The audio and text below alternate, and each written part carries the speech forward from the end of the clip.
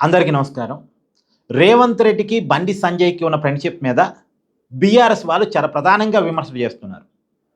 బండి సంజయ్ కుమారుడి మీద కేసు పడిన తర్వాత మొదట్లో బండి సంజయ్‌కి ఫేవర్‌గా బండి భగీరథను సేవ్ చేసే విధంగా రేవంత్ రెడ్డి ప్రభుత్వం ప్రవర్తించింది. దానికి కారణాలు కూడా ఉన్నాయి. ఇప్పుడు ఎవరైతే విక్టిమ్ తల్లి ఉందో ఆమె పోలీస్ స్టేషన్‌ని బషీర్బాగ్ పోలీస్ స్టేషన్‌కి అప్రోచ్ అయినప్పుడు కేసును వెంటనే టేకప్ చేసే పని పోలీసులు చేయలేదు. కొద్దిగా లేట్ చేశారు, వెనక ముందాడారు కేసుని తీసుకోవడానికి. కేసుని తీసుకున్న తర్వాత కూడా పెట్టిన సెక్షన్స్ పేరుకి పోక్సో యాక్టే పెట్టారు. కానీ పోక్సో యాక్ట్‌లో కూడా సెక్షన్ 74, 75 పెట్టారు. ఈ 74, 75 ఏందంటే 3 ఇయర్స్ బిలో శిక్ష పడే కేసులు. ఇప్పుడు 7 ఇయర్స్ బిలో శిక్షలు పడే కేసుల్లో సెషన్ బెయిల్ వస్తది. అంటే సెషన్ బెయిల్ వచ్చే కేసులు పెట్టారు. ఏది జైలుకు పోయే కేసులే పెట్టలే. రిమాండ్ విధించగలిగిన కేసులే పెట్టలే.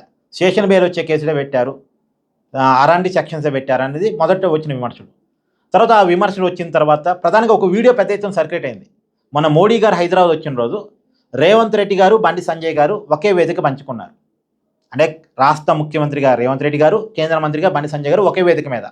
పైగా రేవంత్ రెడ్డి గారు బండి సంజయ్ని ఉద్దేశించి ప్రియమిత్రు బండి సంజయ్ జీ అంటూ మాట్లాడారు. వాళ్ళిద్దరి మధ్య అంత స్నేహం ఉంది. కానీ అప్పటికే బండి సంజయ్ కుమారుని మీద తెలంగాణలో కేసు నమోదై ఉంది. కానీ వాళ్ళిద్దరి మధ్య ఉన్నటువంటి స్నేహమే బండి సంజయ్కి ఫేవర్గా, బండి సంజయ్ కుమారుడిని సేవ్ చేసే విధంగా తెలంగాణ ప్రభుత్వం ప్రవర్తించడానికి కారణాలని విమర్శలు వచ్చాయి.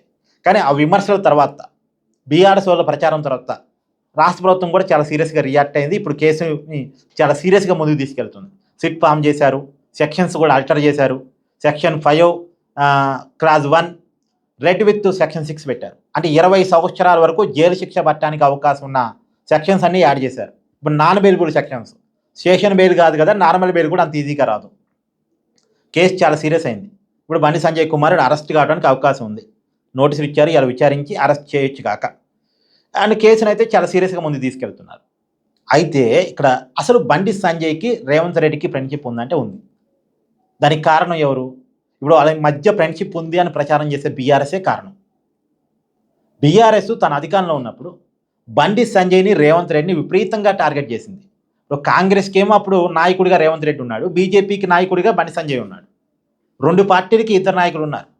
ఈ 2 నాయకుడిని ప్రతిపక్షాలు లేకుండా చేద్దామనే ఉద్దేశంతో వీళ్ళిద్దరిని బీఆర్ఎస్ వాళ్ళు బాగా టార్గెట్ చేశారు. బాగా అంటే బాగా. ప్రతిసారి కేసులు పెట్టడం, ప్రతిసారి జైలుకి పంపే ప్రయత్నం చేయటం, వీళ్ళ క్యారెక్టర్స్ మీద రకరకాల ప్రచారాలు చేపించడం, వీళ్ళని తిట్టడం, తిట్టించడం, పోలీసుల చేత ఇబ్బంది పెట్టించడం, అణగదొక్కే ప్రయత్నం చేయడం చేశారు. ఈ అణగదొక్కే ప్రయత్నం ఏదైతే ఉందో ఇది వీళ్ళిద్దరిని కలిపింది. కేసీఆర్ కామన్ శత్రువుగా వీళ్ళిద్దరికి ఉండటం వల్ల వీళ్ళిద్దరూ ఏదో ఒక్కడ 2 వేరువేరు పార్టీలు అన్నప్పుడు కూడా ఫ్రెండ్షిప్ చేశారు.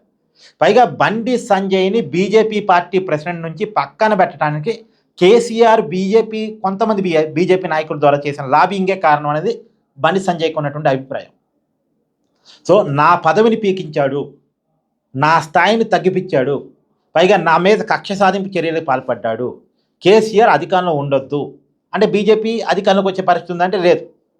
అందుకనే రేవంత్ రెడ్డితో పాజిటివ్గా ఇంటరాక్ట్ అయ్యాడు బండి సంజయ్. నిజానికి బండి సంజయ్ కనుక పార్టీ ప్రెసిడెంట్గా కంటిన్యూ అయ్యి ఉంటే 2028 అధికారం బీజేపీదే. బండి సంజయ్ బీజేపీని జాకిరెత్తి పైకి లేపాడు, మామూలుగా కాదు. 2018 ఎన్నికల్లో బీజేపీ గెలిచింది ఒకే ఒక్క సీటు తెలంగాణలో, గోషామాల నుంచి రాజాసింగ్ గెలిచాడు. కానీ తర్వాత చూడండి, తెలంగాణలో బీఆర్ఎస్ అధికారంలో ఉండంగా జరిగినటువంటి ఉప ఎన్నికల్లో బీజేపీ సత్తా చాటింది. దుబ్బాకు ఒక ఉదాహరణ, హుజూరాబాద్ ఒక ఉదాహరణ, మునుగోడు ఒక ఉదాహరణ. మునుగోడులో కూడా ఓడిపోయినప్పటికీ గెలిచినంత పనిచేశారు బీజేపీ అభ్యర్థి కోమటిరెడ్డి రాజగోపాల్ రెడ్డి.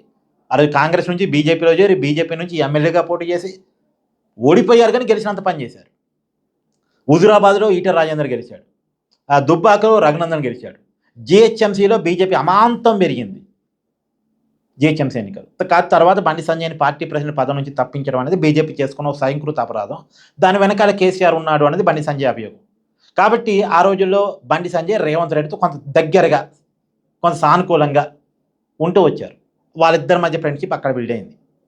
రెండోది, అప్పుడు ఇద్దరు ఎంపీలు, రేవంత్ రెడ్డి ఎంపీగా ఉన్నాడు, బండి సంజయ్ ఎంపీగా ఉన్నాడు. ఇద్దరు పార్లమెంట్లో కలుసుకునే అవకాశం వస్తుండేది కదా, ఒకే ప్రాంతం నుంచి ఎమ్మెల్యేలుగా ఉన్నారు కదా తెలంగాణ రాష్ట్రం నుంచే. కాబట్టి వాళ్ళిద్దరి మధ్య ఇంటరాక్షన్ పెరిగింది, ఫ్రెండ్షిప్ పెరిగింది. వాళ్ళ కామన్ శత్రువు వాళ్ళిద్దరు కలిశారు. ఆ ఫ్రెండ్షిప్ ఇప్పటికీ ఎంతో కొంత ఉంది. వేరు వేరు పార్టీలు అయినప్పటికీ, ఒక పార్టీ అంటే ఇంకొకరు పడనప్పటికీ వాళ్ళ ఫ్రెండ్షిప్ అయితే ఉంది. కాదు అనటానికి ఏమీ లేదు.